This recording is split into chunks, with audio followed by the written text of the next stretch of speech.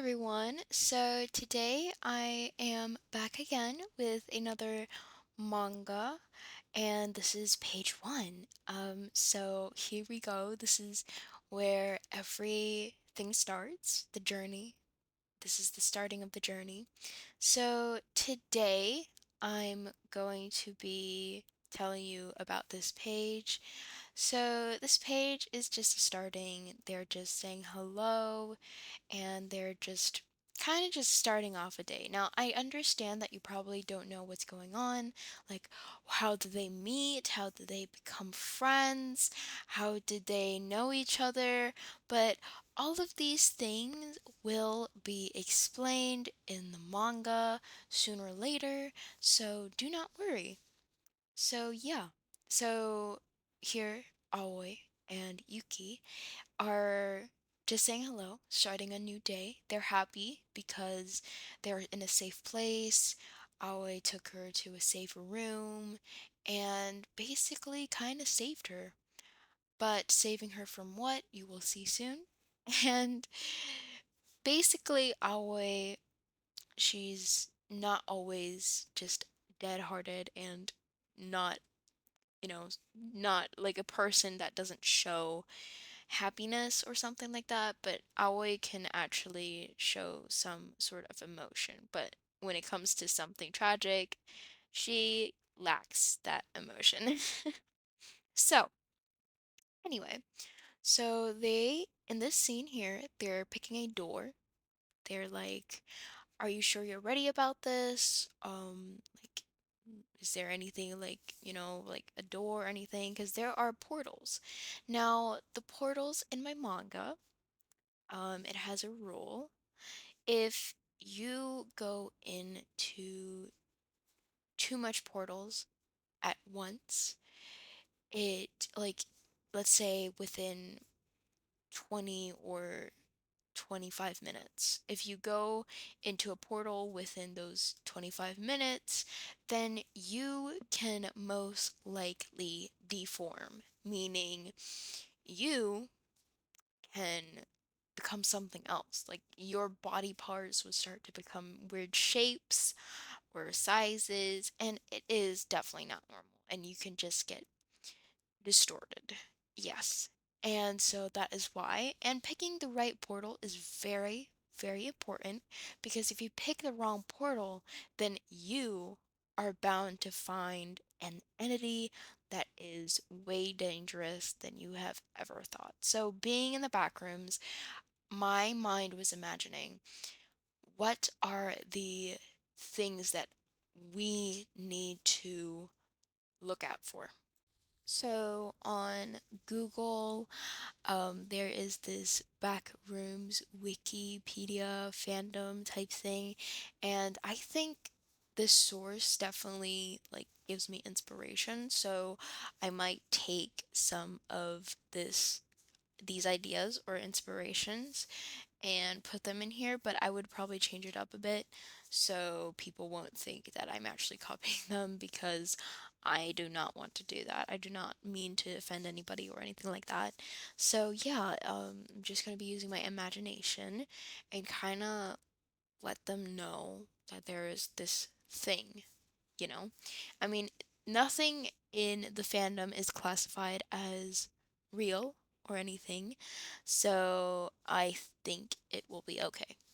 Anyway, so yeah, like I said, the portal, like right here, you gotta be careful, see if it's safe or not. And there are eyes on the walls, and I love to add these kind of details to give it some more creepy feeling. So, what I actually want the viewers to like understand and see is imagine if these were realistic. Like, imagine if this room right here that I'm drawing was an actual room. And you're just looking, and there's eyes on the wall. There's this giant, big eyes on the wall. And yeah, what would you do? If it was me, I would freak out, actually, because if they started moving, I would freak out. I would really freak out. And yeah, it's just imagining if things like this is real is just really another level of scary. Seriously. So I'm doing Yuki's features now. I'm lining it over. So each time, like I do a little quick sketch of, how this scene's gonna look. I always use a thicker and a probably colored, like colorful pen. And then I go in with these thin lines and maybe changing it up a bit, not necessarily tracing the lines that I sketched earlier, but kind of just understanding the concept and just kind of making it look better, basically. So, Yuki, they are about to, enter the portal, like I said. So, I did Yuki's um details on her hair. She has this hair clip that looks like a smiley face, which, and then like this another hair clip, and then another few hair clips. She has a lot of hair clips on a piece of hair of hers, and I felt like that was like a pretty good detail to show that she's just like she's innocent. Not necessarily innocent, but like she's innocent enough. And I kind of added cute stuff. So for Aoi, she has button eye.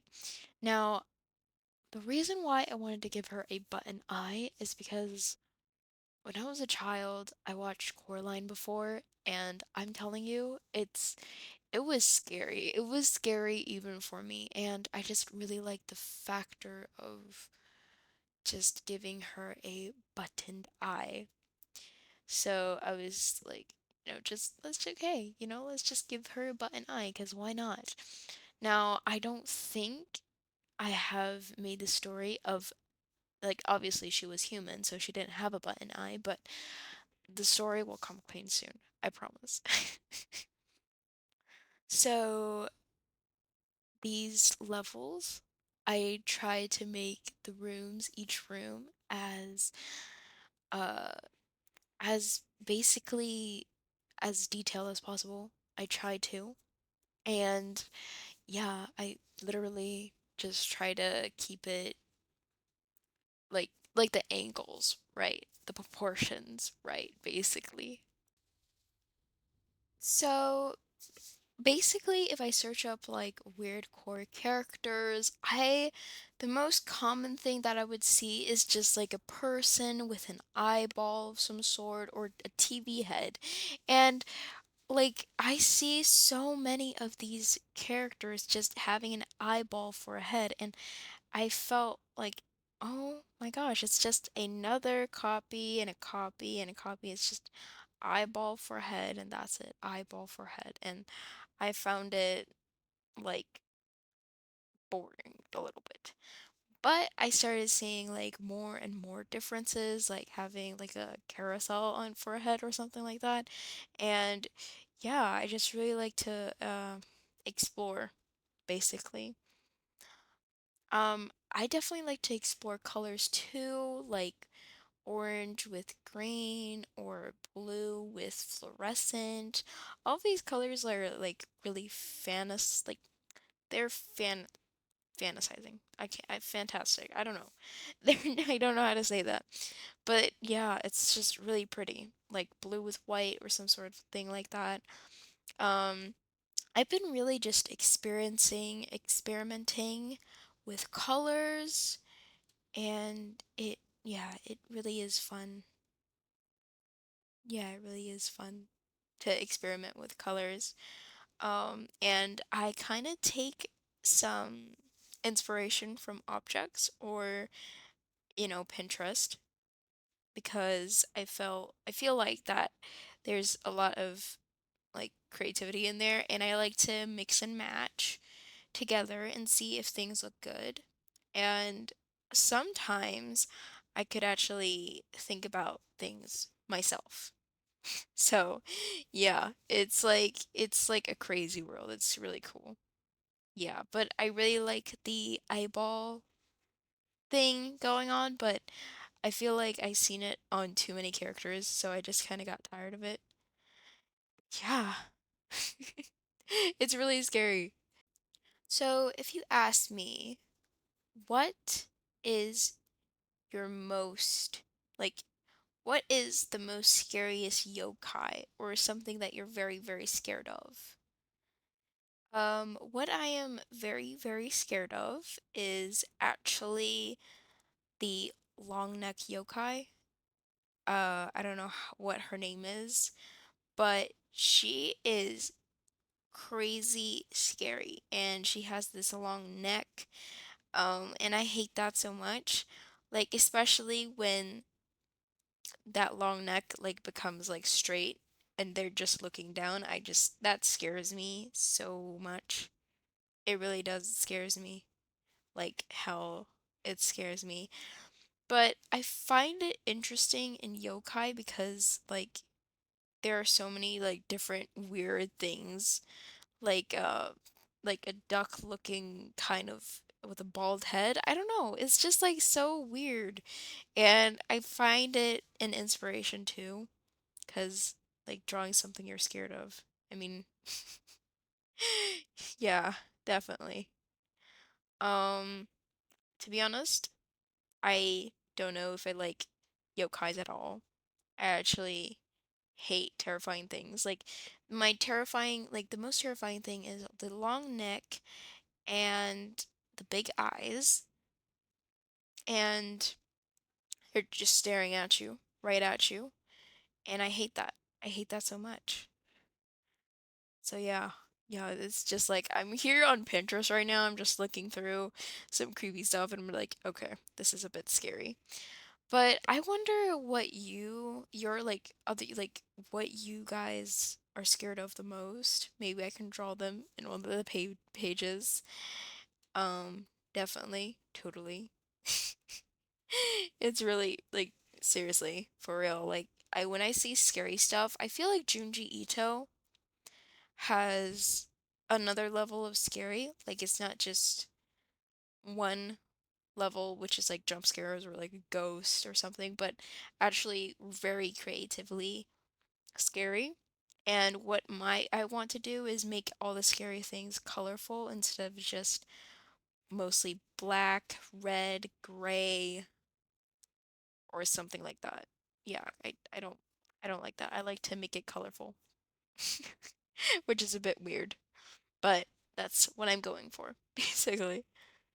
So now I'm coloring Yuki's hair, and yeah, this color combination, I feel like it looks good. And I feel like it really makes it pop.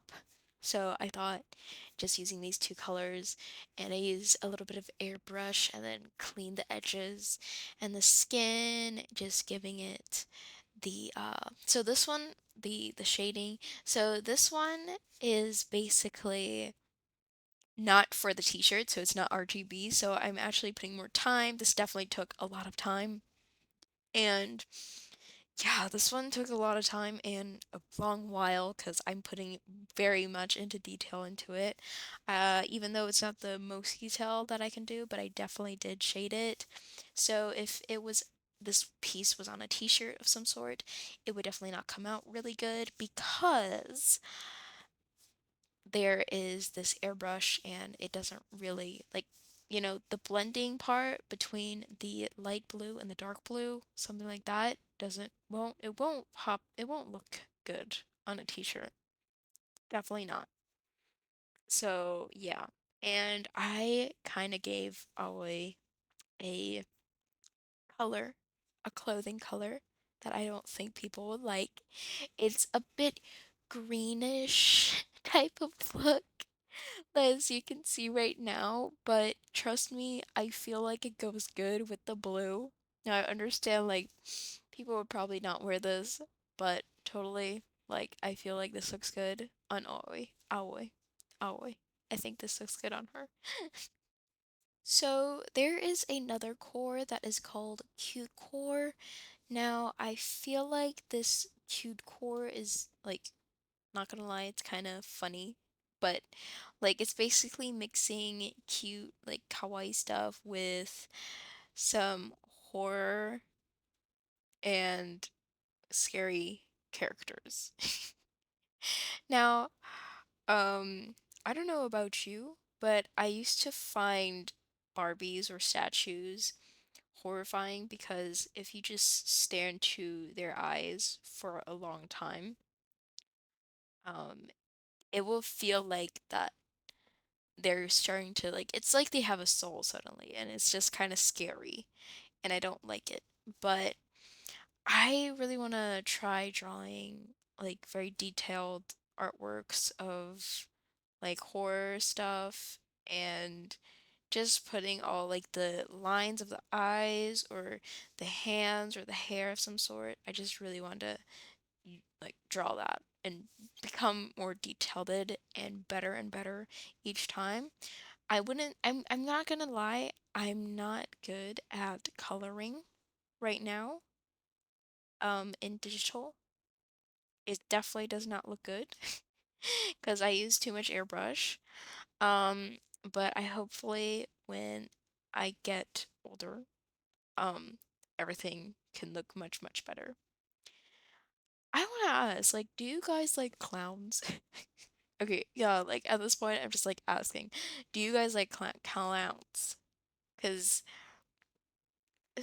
some people are scared of them. I remember that there was this time where clowns were like murdering people and stuff. I think back in 2016 or some sort. But I kind of like clowns because if you can describe my artwork in a some sort of thing or, core or object, I think it would be a clown. It is horrifying, scary, but very colorful. So I was like, okay, clown. It's perfect. It's horrifying but colorful. And that is what my goal here is to make my art just like a clown. It's colorful, but scary at the same time. But yeah, there's like, yeah, if you don't know, like I don't know how long clowns has have been along like in this world, but they definitely have a big impact on me. So yeah. Um yeah, my artwork is going to be colorful. So now I'm doing the background and the clothing again, just coloring it in and doing this greenish color again with the darkening and just fixing it up. Fixer upper.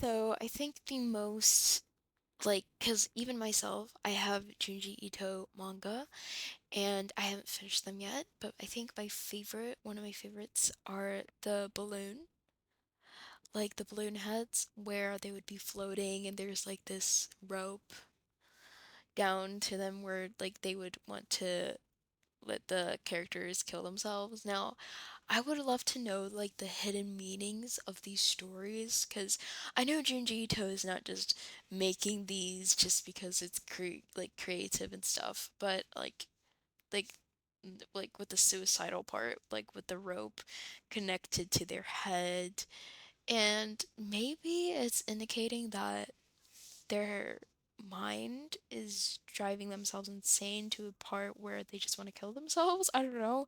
It's just like it's just really weird and I would love to know like the meaning behind this. And the thing is like if you shoot the balloon, then that person would die and I don't know. It's just so cool. And I would love to know the hidden meanings. Oh, and one of the most creepiest parts is the I think the part where the kids were in the ice cream truck and they ate the ice cream and they became the ice cream, and when the dad was like, "Hey, what are you doing?" and then what gave me the shivers was like the kid just said, "I'm eating my friends." And this one, like, he became chocolate or some sort of flavor or something. And I was like, oh my gosh, that is terrifying. And then when the dad says, "Stop eating," and then pushes him, his head just slid off and his neck inside was just ice cream. And I was terrified. I'm not gonna lie. Like, that's scary. That is scary. for real. Like, you have no idea. And then another, like, the guy with the nails in his mouth. I think that, I don't know if he died. I think he did, but I found it a bit confusing because I didn't really know if he was his own story or he was participating in another story, because I definitely did see him in another story, a few actually, but yeah, I didn't really understand that, but I think he died. I don't know. I'm not sure. It's just so confusing to me about him. All I know is that like he gets bullied in school and he's just, and to his family's just really mean to him for being what they call a freak or something. And I was like, "Oh, hey, this is kind of sad, not gonna lie, but this guy's just like full of anger and like he's just wanting to curse people and stuff." But yeah, Junji Ito is definitely one of the big inspirations that I have, and I feel like the most coolest, like very creative. Like his work is very creative. His ideas for horror is very creative. All right, so now we are doing the RGB color.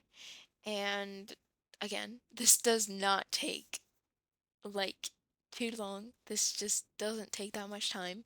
This is not a hard process. Um, and yeah, I'm adding shades, adding some details, but not too much details. So I just want to say thank you so much for supporting me. If you already subscribed, liked, or like literally just supported me in any platform that I will be linking down below in my description. Thank you so much.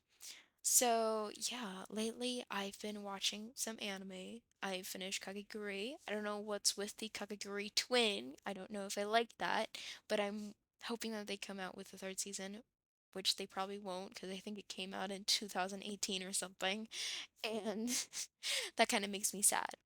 But I just want to say thank you so much for watching this video the whole way, the whole time, the whole video. Thank you so much. But I will see you very, very soon. Thank you so much again for watching. And if you haven't subscribed yet, supported, liked, please do that right now. Thank you so much. I